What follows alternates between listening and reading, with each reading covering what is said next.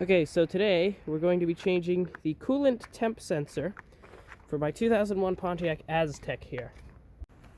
Okay, so the coolant temp sensor is located obviously under the hood in the bowels or depths of the engine right there. Okay, so on first glance this looks like it's extremely hard to access, but it really isn't. Because all you have to really do is just get a big rock and throw it on top of the gas pedal. Okay, now with a couple of rocks in place, we should have the throttle moved.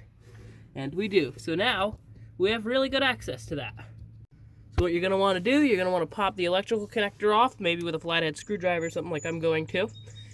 And you'll have access to the bolt.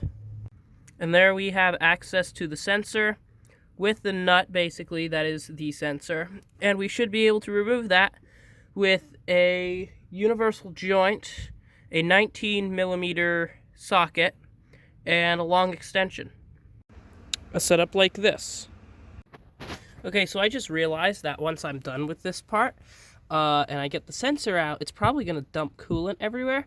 So it's good to have a pan under the car, like I do there, just in case. But I don't know if there's enough coolant in it. I know there's coolant in it. I mean, the thing is full. So yeah, this is probably going to dump everywhere. So make sure you have a pan under, or better yet, drain the coolant down below the sensor. Okay, now with your old sensor out and lost, presumably, you put the new one in, which is not going to be too easy because this socket that I have, the whole sensor just slips inside so you can't thread it in. And the shallow socket doesn't work, so I'm going to have to put this on the end of a hose, which is there, to try to put that in. Okay, now with the new sensor started with the hose, we can get the ratchet and the socket, and we can put it back together properly. Alright, there we go. The new sensor is in. Let's refill the cooling system with antifreeze. Start her up, bleed the system, take it for a drive, see if it overheats. Okay, now that we have refilled the cooling system, let's let it sit here and idle. See how long it'll take,